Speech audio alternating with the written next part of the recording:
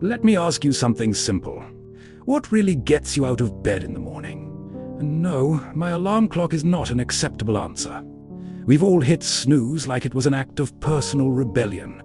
So what actually moves you? Why does one person fight to save a relationship, while another walks away without even hesitating? Why do some decisions feel like a brutal internal war, and others happen so stresslessly you don't even realize you chose? Most people answer this by saying, well, people just do what they want, but that's not really an answer. That's just the original question wearing a nicer outfit.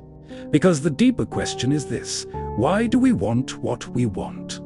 Why does one option feel attractive and safe, while another feels stressful and unbearable? Why does telling the truth sometimes feel noble and freeing, and other times feel like you're about to destroy your entire life? If you strip away the philosophy, the self-help talk, and all the motivational quotes, you eventually land on something very basic, something ancient, something primal. You land on survival. Now let me define survival in a way that really captures what it means. Survival is your system's constant drive to keep you stable and functional by moving you toward what feels safe and away from what feels threatening. At the deepest level, every human being is built around one central mission: stay alive, stay okay, stay safe, maximize pleasure, maximize stability, minimize pain, suffering, and instability. But here's the part most people miss. Survival is not just physical. It's not only about avoiding danger or finding food. Human survival is layered. There is physical survival, emotional survival, social survival, psychological survival, and even spiritual survival. Every decision you make is, in some way, an attempt to protect or improve one of these layers. Think about your everyday life.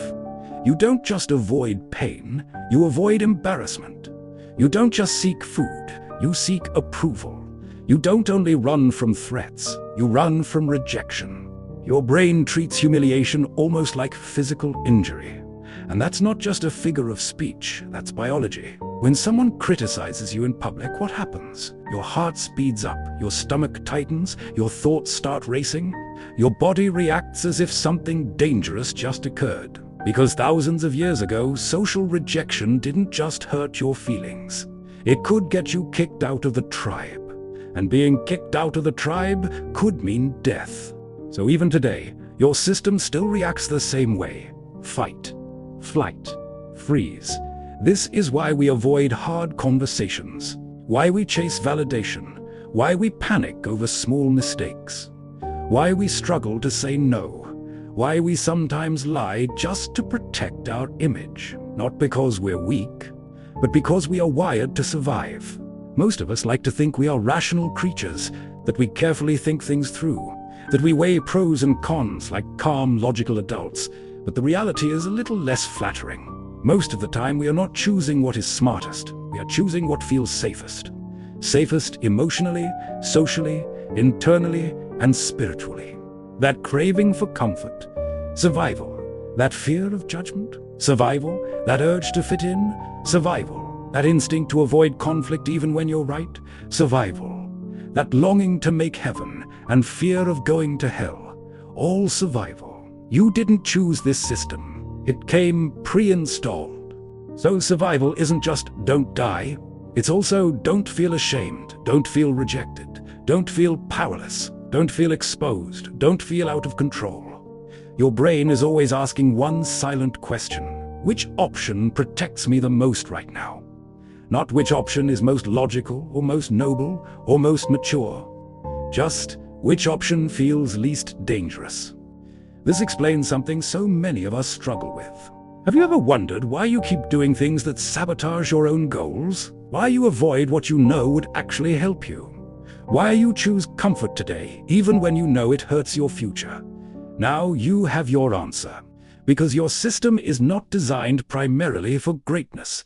It is designed for safety. So when you procrastinate, when you stay in bad habits, when you avoid difficult growth, it's not because you're lazy.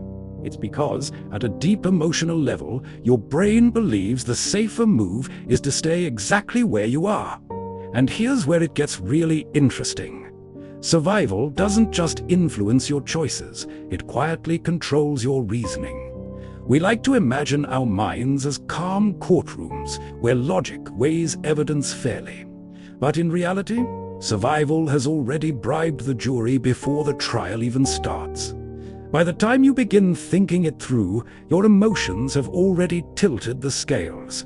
That's why intelligent people stay in toxic relationships, or why talented people avoid big opportunities, or why disciplined people sometimes make terrible decisions. Not because they lacked intelligence, but because, in that moment, survival rewrote the rules.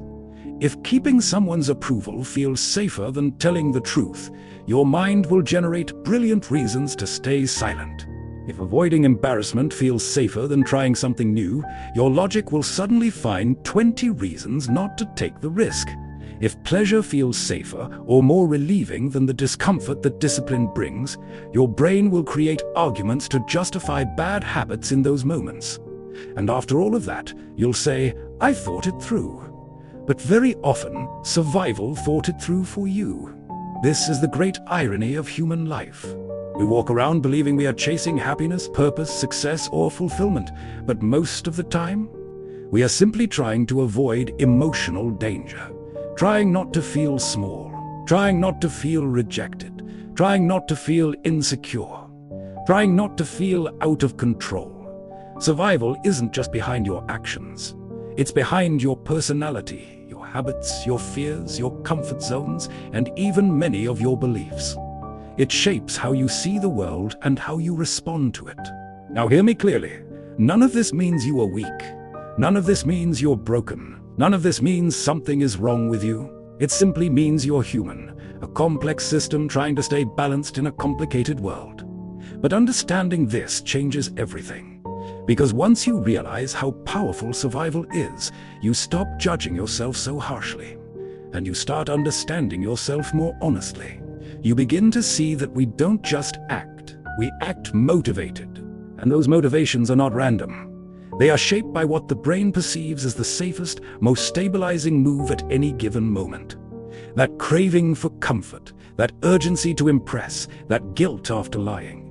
They are all signals from a survival system trying to protect you. And once you see that, so many things about your life start to make sense. But survival alone doesn't explain everything.